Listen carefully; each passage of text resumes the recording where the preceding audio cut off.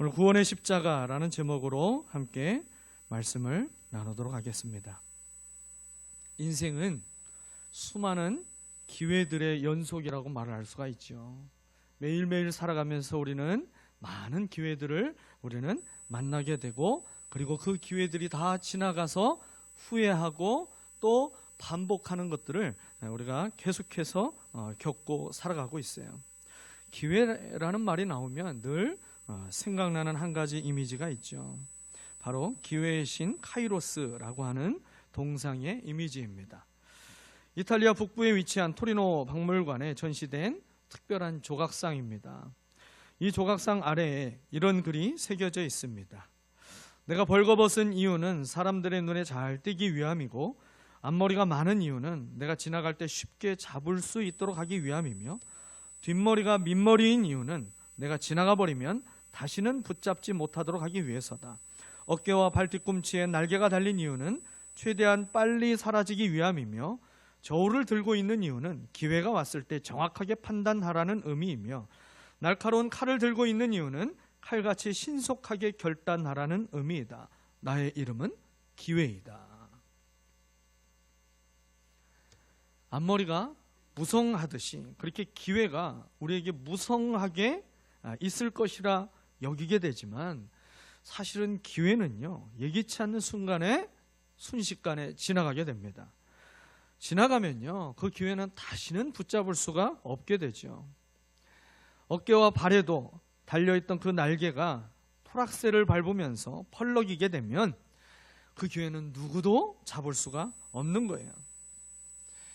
인생에 긍정적인 기회도 있지만 부정적인 기회들도 많이 있게 되죠. 그 부정적이고 손해를 끼치게 되는 기회들은 우리가 속히 지나가기를 바라지만, 반대의 경우 우리 인생을 좀 더 윤택하게 만들고 풍요롭게 만들게 되는 좀 더 나은 삶이 될 것 같다라고 여겨지는 그 기회가 다시 찾아오게 된다면, 내가 이번에는 결코 놓치지 않겠다, 여러분 그런 마음이 다 있지 않으신가요? 아직 결혼을 못한 그런 청년들에게는 결혼의 기회가 내게 찾아오게 되면 이번에는 반드시 잡아야 되겠다, 그런 마음이 있죠. 또 돈을 많이 벌 수 있는 기회가 내게 오면 이번에는 머뭇거리지 않고 꼭 붙잡아야 되겠다, 그런 마음이 있고요. 성공할 수 있는 기회, 사고를 막을 수 있는 기회, 또 건강을 회복할 수 있는 기회, 그리고 내가 관계를 회복할 수 있는 기회, 그리고 사람을 살릴 수 있는 기회, 그리고 내가 성장할 수 있는 기회. 여러분, 이런 기회들은 내가 절대로 놓치고 싶지 않는 기회들일 것입니다. 그리고 할 수만 있다면 이 모든 기회들을 내가 다 잡고 싶은 마음이 있으시잖아요. 그런데요, 인생을 살아가면서 우리가 이 수많은 기회들 가운데에서 딱 한 가지의 기회만 우리가 붙잡을 수 있다라고 한다면, 여러분은 어떤 기회를 붙잡고 살아가기를 원하십니까? 과거와 그리고 현재와 미래의 세대가 동일하게 가장 중요한 기회로 여겨야 할 한 가지는요, 바로 구원의 기회입니다. 구원의 기회. 여러분, 구원의 기회보다 더 급하고 중요한 기회는 없습니다. 돈이든 명예든 인기든 건강이든 여러분 성공이든 이 세상에서 우리가 얻을 수 있는 그 어떤 것도 구원과 비교가 될 만한 것, 사실은 아무것도 없는 것이죠. 이 세상에서 얻을 수 있는 모든 유익은요, 모두 유한한 것이지만 예수 그리스도를 통해서만 얻을 수 있는 구원은 영원한 생명이기 때문입니다. 오늘 본문은 구원자 되시는 이 예수님과 가장 가까이 있었고, 구원의 기회가 누구보다도 가장 가까이까지 와 있었던 사람들의 이야기가 오늘 본문의 이야기입니다. 놀랍게도 그 이야기가 펼쳐지고 있는 장소는 십자가 위에서 펼쳐지고 있어요. 등장하고 있는 사람들은 예수님과 두 명의 죄수들이 나오고 있어요. 세 사람이 나오고 있죠. 이 세 사람은 모두 동일하게 십자가에 달려 있습니다. 그리고 이제 6시간 안에 모두 죽음을 맞이하게 될 상황이에요. 이 상황에서 두 죄수가 예수님을 만나고 있는 것입니다. 본문을 통해서 첫 번째로 우리가 발견할 수 있는 영적인 교훈이 있어요. 그것은 모든 인생이 복음을 듣고 예수님을 만나게 되는 상황이 이 강도의 인생 마지막 순간과 다르지 않다라는 사실입니다. 인생이라고 하는 시간은요, 절대로 길지가 않죠. 때로는 길게 느껴지는 시기도 있기도 하지만 그것도 잠시고요. 인생의 대부분은 속히 지나가고 있다고 느끼게 됩니다. 여러분 그러시죠? 2025년도도 어제가 송구영신 예배를 드린 것 같은데 벌써 4월 둘째 주까지 왔어요. 벚꽃도 이제 좀 폈나 싶었는데 벌써 다 떨어졌잖아요. 순식간에 모든 것들은 다 지나가고 있어요. 성경은 인생의 시간이 얼마나 짧고 속히 지나가는 것인지 여러 가지로 가르쳐주고 있습니다. 하나님과 대면하였던 모세는 인생에 대한 깊은 통찰력을 가지고 이렇게 이야기했어요. 우리의 연수가 70이요 강건하면 80이라도 그 연수의 자랑은 수고와 슬픔뿐이요 빠르게 지나가니 마치 날아가는 것 같습니다. 여러분 정말 날아가는 것 같이 시간이 빨리 지나가시는 분이 계신가요? 거의 모세와 동급의 영성을 가지신 분이에요. 또 하나님 마음에 합하였던 다윗은 또 이렇게 얘기했죠. 인생은 그 날이 풀과 같고 피고 지는 들꽃 같아 바람 한 번 지나가면 곧 시들어 그 있던 자리마저 알 수 없는 것이다. 그 있던 자리마저 흔적을 찾기 어려울 정도로 쉽게 그저 말라서 사라져버리는 것, 그것이 인생이라고 얘기했어요. 부활하신 예수님을 만나고 변화되어서 예루살렘 교회의 담임 목사로 섬기면서 야고보서를 기록했던 예수님의 동생 야고보는 인생에 대해서 이렇게 얘기했어요. 잠깐 있다가 사라지는 안개와 같다. 우리가 인생에 있어서 더 중요하게 깨달아야 될 한 가지는 그 이후에 있는 일 때문에 그렇다는 것이죠. 인생의 유한함뿐만 아니라 불확실성, 이 한계를 가지고 살아가는 인생에서 예외가 되는 사람은 아무도 없는 것입니다. 히브리서 기자는요, 이것을 아주 명확하게 선언했어요.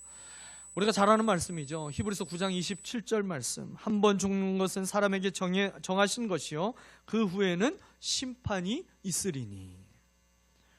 인생의 유한함은 하나님이 정하신 법칙이고 그 이후에 한 가지 비밀을 가르쳐 주시는데 인생이 끝나고 그 후에는 심판이 있다는 겁니다. 이 땅에 살아가는 모든 인생은 십자가 위에 달려있는 강도같이 아주 짧은 인생의 시간을 남겨놓고 살아가고 있는 거예요. 인생을 80을 살아가든 인생을 그저 5년, 10년을 살아가든 그 영원이라고 하는 하나님의 시간에 비하면 여러분 모든 인생이 살아가는 그 삶의 시간은 그저 하나의 점에 불과한 것이죠. 그러한 인생을 살아가면서 주님을 알지 못하는 모든 인생은요 죄인으로 살아가는 것입니다. 하나님과 관계가 단절된 존재가 바로 죄인인 것이죠. 죄인에게는요 죄의 크기를 따지는 것은 의미가 없는 거예요. 누가 더 나쁜 짓을 했느냐 이걸 따지는 것 아무 의미 없는 것입니다. 죄가 많든 적든 죄가 크든 또 작든 죄인에게 내려지는 판결은요 다 똑같이 유죄인 것이죠. 그리고 그 죄인이 가야 될 곳은 다 동일하게 감옥이 되는 것 아니겠습니까? 하나님의 심판대에서 이 죄 문제가 해결되지 않는 죄인의 판결은 전부 다 유죄인 거예요. 그리고 그가 갈 곳은 천국이 아닌 지옥으로 떨어지게 되어 있는 것입니다. 그러므로 아직 호흡이 남아있는 지금 우리는 모든 것을 포기하더라도 이 구원의 기회를 붙잡아야 되는 것입니다. 또 한 가지 본문을 통해서 주목해야 될 부분은요, 바로 예수님에 대한 이 두 죄수의 반응이 다르다라는 거예요. 오늘 함께 읽은 이 누가복음에서는 두 죄수가 처음부터 예수님에 대해서 서로 반응이 다르게 보이지만요, 사실은 그렇지 않습니다. 십자가에 이 두 강도가 달렸을 때 그 초반의 모습은요, 둘 다 예수님을 욕하고 있었습니다. 성경이 그렇게 기록하고 있어요. 마태복음과 마가복음에서 그 사실을 볼 수 있는데요, 마태복음 27장 44절 말씀이에요. 함께 십자가에 달린 강도들도 마찬가지로 예수를 욕하였다. 마가복음 15장 32절입니다. 예수와 함께 십자가에 달린 두 사람도 그를 욕하였다. 둘 다 십자가에서 매달린 시간이 6시간이거든요. 그 6시간 중에서도 3시간, 반절이나 되는 시간은요, 예수님을 욕하며 구원자로 여기지 않았어요. 그러나 십자가 위에서 예수님이 사람들을 향한 용서의 기도를 그 하시는 모습을 보고서요, 그 뒤로 이 두 죄수의 반응이 다르게 나타나기 시작합니다.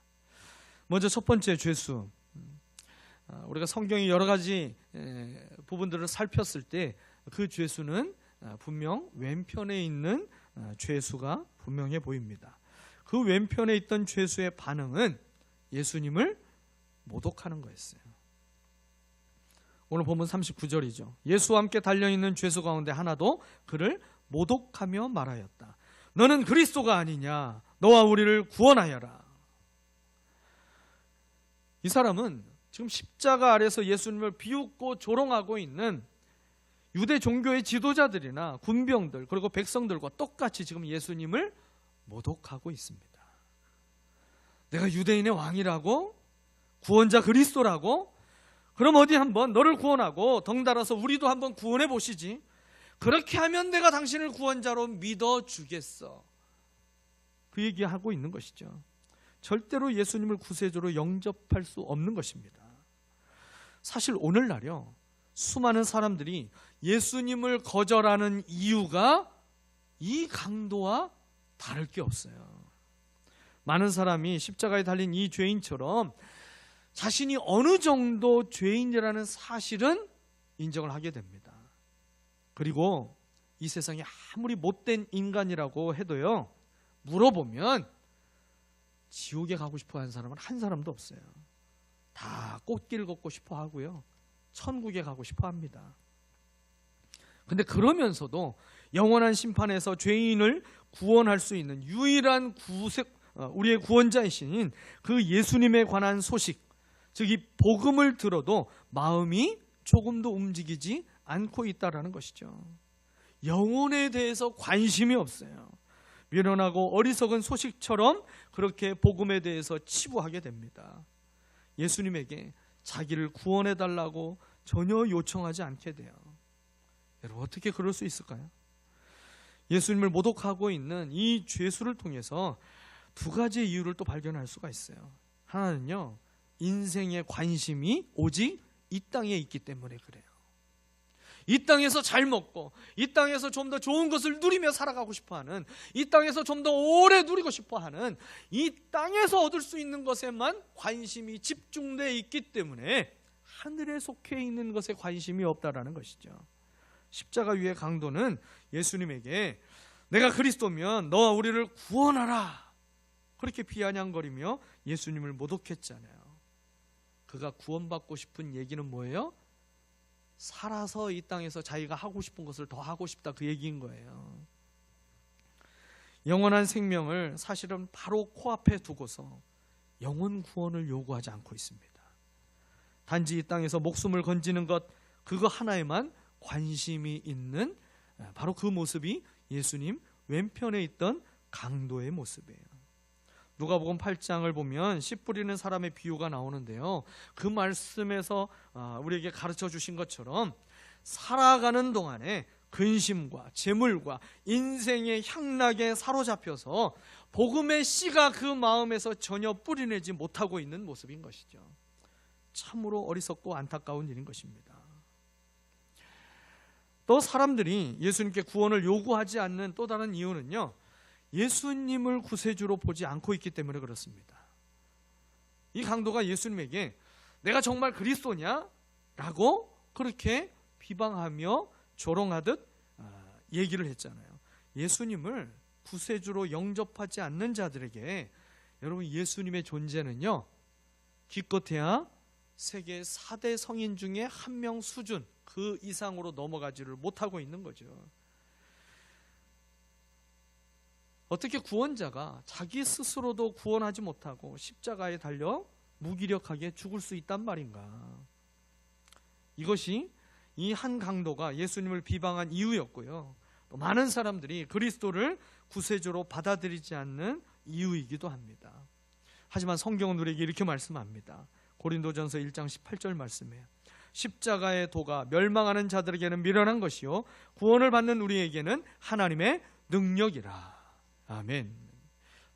구세주를 거절하는 이들에게 십자가는 미련한 거예요. 참 어리석은 거예요. 그들의 관심사는 온통 이 세상의 것에 있기 때문에 십자가에 달린 그 예수를 구세주로 믿는다는 그 신앙의 행위마저 전부 다 어리석어 보이는 것입니다. 그런데 성경은 우리를 어리석다라고 하는 그 사람들을 향하여서 뭐라고 말씀합니까? 멸망하는 자들이다. 여러분, 둘 중에 하나 택하라고 하면 뭘 택하시겠어요? 어리석은 자가 되시겠어요? 멸망하는 자가 되겠어요? 어리석은 자가 되는 게 차라리 낫죠. 멸망하면 더 이상 소망이 없는 거예요. 그걸로 끝나는 거예요. 더 이상 기회가 없게 되는 거예요. 그러나 사람이 어리석게 여긴다라고 해서 우리가 어리석은 자가 아니라 가장 큰 하나님의 지혜를 가진 자인 줄 믿습니다. 또 두 죄수 중 이제 왼편이 아닌 우편의 강도의 반응은요, 이 왼편의 죄수와는 이제 정반대의 반응을 보여주게 됩니다. 둘 다 처음에는 십자가에 달려 죽어가고 있는 자칭 이 유대인의 왕 예수를 바라보면서 둘이 서로 욕하며 비웃었던 시간이 있었죠. 그런데 후에 이제 우편에 있던 그 강도는요, 이 예수가 진짜 유대인의 왕이라는 사실을 그가 믿게 됩니다. 그의 고백에서 우리는 그의 참된 믿음을 살펴볼 수 있는데요, 점점 그의 믿음이 크게 예수님을 고백하고 있는 것을 보게 돼요. 먼저 그는요, 하나님 앞에서 자신이 죄인이라는 사실을 분명히 보게 됩니다. 여러분, 구원받은 자에게 하나님께서, 성령께서 역사하시면 먼저 이 구원받은 강도와 같이 자신이 죄인이라는 사실을 하나님 앞에 고백하게 되어 있어요. 40절과 41절 말씀이죠. 똑같은 처형을 받고 있는 주제에 너는 하나님이 두렵지도 않으냐? 우리가 저지른 일 때문에 그의 마땅한 벌을 받고 있으니 당연하지만, 그렇게 강도가 얘기하잖아요. 그는 자신이 십자가라고 하는 끔찍한 처형을 받아 마땅한 죄인이라고 하는 사실을 인정하고 있습니다. 자신이 행한 일이 악하다라는 것을 인정했어요. 그리고 자신의 존재 자체가 하나님을 거역한 죄인이라고 하는 것, 그가 행한 일보다도 그의 존재 자체가 죄인이라는 것을 그는 깨닫고 이렇게 고백하고 있는 것입니다. 오늘 그가 그의 입을 통해서 말하잖아요. 하나님이 두렵지 않으냐? 하나님 보시기에 죄인임에 틀림이 없고 이런 형벌을 받는 것이 자기는 마땅하다. 그렇게 하나님 앞에 이제 죄인됨을 고백하며 겸손의 고백으로 나아가고 있습니다. 이것이 모든 구원받는 이들 안에서 일어나는 하나님의 은혜의 역사입니다.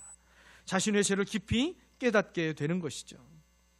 다른 사람과의 비교에서 죄의 크기를 보려고 하는 것이 아니라 그저 하나님 보시기에 자신이 얼마나 죄인인지 여기에 집중하며 이 죄를 생각하게 되는 거예요. 그러니 오늘 이 우편의 강도는 하나님을 두려워할 줄 아는 사람이 된 것입니다.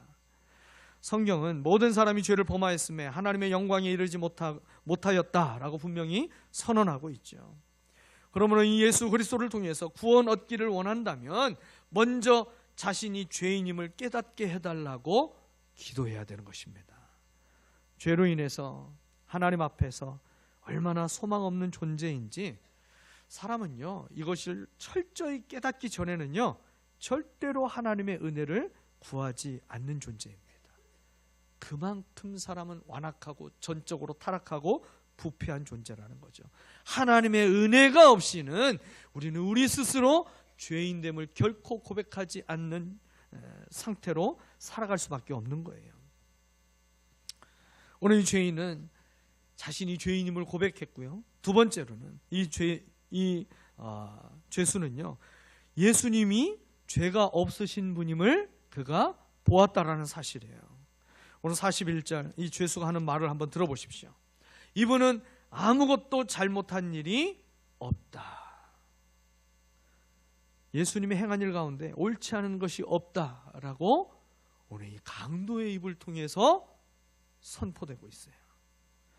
여러분, 지금 예수님께서 십자가에 달려 계신 그 골고다 언덕에 그곳에 수많은 사람들이 있었지만 예수님이 죄가 없다라고 얘기하는 사람은 그 자리에 아무도 없었어요.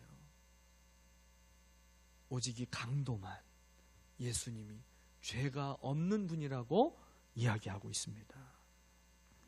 예수님이 아무런 죄가 없으신 분이라고 그가 어떻게 그것을 깨달을 수가 있겠습니까? 고린도전서 5장 21절 말씀입니다. 하나님이 죄를 알지도 못하신 이를 우리를 대신하여 죄로 삼으신 것은 우리로 하여금 그 안에서 하나님의 의가 되게 하려 하심이라. 어떻게 자기 옆에서 똑같이 피 흘리며 죽어가는 사람을 죄 없는 그리스도로 인정할 수 있겠습니까? 십자가라고 하는 이 미련해 보이는 구원의 방법을 하나님이 택하셨다라는 것을 어떻게 깨달을 수가 있겠어요? 하나님이 죄 없는 그리스도를 이 땅에 보내셔서 자기 백성의 죄값을 치르게 하셨다라는 것, 이게 하나님의 은혜가 이 강도에게 임하였기 때문에 이 사실이 깨달아지고 그것을 그 입술로 고백하더라는 것이죠. 멸망으로 향하는 인생에서 구원받기 원한다면 여러분, 반드시 죄 없으신 예수님이 나를 대신하여 십자가 지신 나의 구원자로 그 주님을 믿어야 되는 것입니다. 세 번째로 이 죄수는요, 예수님이 구세주라고 하는 사실을 알았다라는 것이죠. 오늘 42절 말씀 이렇게 그가 주님께 간청하잖아요. 예수님, 주님이 주님의 나라에 들어가실 때에 나를 기억해 주십시오. 그는 자신의 죄를 인정하고 자기 죄를 위해서 죽으시고 그리고 부활하신 구세주 예수님을 믿었으면서 그 예수님께 자기를 기억해 달라고 간청했어요. 죄패로 적혀있는 자칭 유대인의 왕이 아니라 진정한 왕이 되심을 알았기 때문에 생명을 살릴 수 있는 권한은 왕에게 있잖아요. 그러니 그 왕 되신 예수님께 자기를 기억해달라고 간청하고 있는 것입니다. 십자가 위에 이 두 행악자는 동일한 조건과 상황 가운데 있었지만 서로 다른 반응을 보였습니다. 눈으로 보기에 그들이 숨이 끊어지기까지 사실 달라진 것은 아무도 없어요. 구원받은 사람은 십자가에서 내려오게 된 것도 아니에요. 둘 다 똑같이 십자가에서 처절하게 물과 피를 다 쏟았습니다. 그리고 이 행악자들은 둘 다 무릎이 다 꺾여서 이제 숨을 더 이상 쉴 수 없어서 질식사로 그 십자가에서 죽게 됐어요. 달라진 것은 아무것도 없습니다. 하지만 그들 중 한 사람에게는 영원한 생명이 주어졌고 한 사람에게는 영원한 심판이 있게 되어졌다는 것이죠. 오늘 이 둘 중에 한 사람인 구원받은 강도에게 예수님은 놀라운 약속을 하십니다. 구원자가 아니면 절대로 지킬 수 없는 약속이에요. 그것이 43절 말씀이죠. 예수께서 그에게 말씀하셨다. 내가 진정으로 내게 말한다. 너는 오늘 나와 함께 낙원에 있을 것이다. 예수님께 구원을 간청한 죄인은요, 주님 나라에 들어가실 때에 나를 기억해달라고 요청했어요. 주님 나라에 들어가실 때가 언제인지 사실은 그는 알지 못하고 있는 상태죠. 근데요, 예수님은 그 언제가 될지 모르는 그때가 바로 오늘이다, 그렇게 말씀하시며 그에게 구원을 약속하십니다. 오늘 내가 나와 함께 낙원에 있을 것이다. 예수님은 구세주를 믿고 구원을 요청한 죄인에게 그 순간 바로 구원을 약속해 주셨습니다. 영원한 지옥으로 떨어지고 있던 그가 한순간에 영원한 천국 백성으로 바뀌어지게 된 것입니다. 이 강도를 잘 알고 있던 사람이 그곳에 있었다면 그 죄인인 강도에게 여러분 기대하고 소망할 만한 일이 뭐가 있겠어요? 아무것도 없었을 것입니다. 그저 죄를 많이 짓고 결국 십자가에서 사형당할 정도로 완전히 밑바닥까지 떨어진 그 행악자에게 여러분 무슨 희망이 있겠어요? 그리고 그가 전혀 움직일 수 없는, 손과 발에 대못이 박혀 있어서 이제 죽을 시간이 몇 시간 남지 않은 그 존재에게 여러분 기대할 수 있는 희망은 아무것도 없는 것이죠. 그러나 그러한 인생에도 예수님을 만나게 되니까 놀라운 인생의 대반전이 이루어지게 됩니다. 그의 영원한 운명이 바뀌게 된 것이죠. 그의 옆에서 자기 죄를 대신 지고 자기가 당해야 될 그 죄의 형벌을 대신 받으신 죄 없으신 예수 그리스도를 그가 구세주로 영접했기 때문입니다. 스코틀랜드의 성경학자인 윌리엄 바클레이라는 분이 이렇게 이야기를 했어요. 인간의 심장이 뛰고 있는 한 그리스도의 초대는 아직 계속되고 있다. 그 호흡이 멈춰지기 전까지 여전히 하나님의 그 구원의 기회는 열려져 있다는 것이죠. 심장이 멈춰지기 전까지 구원의 기회는 모든 사람에게 열려져 있는 것입니다. 십자가 위에 있던 한 죄수는 심장이 멈추기 몇 시간 전 그리스도의 초대를 받았고 사망에서 생명으로 옮겨지는 구원의 은혜를 입었습니다. 우리의 구원을 이루어 주시기 위해서 죄 없으신 주님이 십자가에서 당하신 고난은요, 나를 향하신 하나님의 사랑입니다. 주님을 조롱하고 비방하던 강도와 같았던 저와 여러분을 얻기 위해서 가장 사랑하시는 자신의 외아들을 버리시면서까지 나를 얻기를 원하시는 그 하나님의 사랑의 증거가 바로 십자가입니다. 마지막 호흡이 다하고 심장이 멈추게 되는 그 순간까지 주님은 그 십자가 위에서 잃어버린 자를 찾아 구원하기 위하여 이 땅에 오셨던 주님의 그 사명을, 그 구원의 사명을 주님은 십자가에서도 감당하고 계셨습니다. 여러분, 그 예수님의 모습을 우리가 기억하고 이제 그 주님을 닮아가는 위대한 인생이 되시기를 축복합니다. 이 한 주간 이제 우리가 십자가를 깊이 묵상하며 하나님의 사랑을 세상에 흘려보내는 삶을 살아갈 수 있게 되시기를 바랍니다. 특별히 영혼 구원을 위한 우리의 기도를 멈추지 않고 사랑의 섬김을 실천하며 주님께 나올 수 있도록 여러분 초청하는 이 한 주간이 되어 보시기를 바랍니다. 우리가 초청할 때 그가 분명히 거부하고 우리에게 마치 조롱하며 핍박하듯 우리에게 반응할 수도 있어요. 그러나 주님과 같이 끝까지 참고 인내하며 하나님의 사랑을 흘려보내는 축복의 통로로 우리가 이 한 주간 주님을 닮은 그 구원의 사명을 감당하는 주의 제자가 되기를 소망합니다. 다음 주 부활절 우리가 드릴 수 있는 최고의 기쁨과 사랑은요, 주님이 찾으시는 한 영혼을 주님께로 인도하는 것임을 우리가 분명하게 깨닫고 영혼 구원을 위한 삶을 실천해보고 예배에 나오시기를 바랍니다. 순종하는 사람에게 은혜의 간증이 있게 될 줄 믿습니다. 구원의 십자가로 인해서 날마다 구원의 감격과 감사를 누리며 하나님이 우리에게 능력이 되심을 여러분 복음으로 우리가 세상을 변화시키는 참된 주님의 제자로 살아가는 저와 여러분이 되시기를 예수 그리스도의 이름으로 축원합니다. 기도하겠습니다.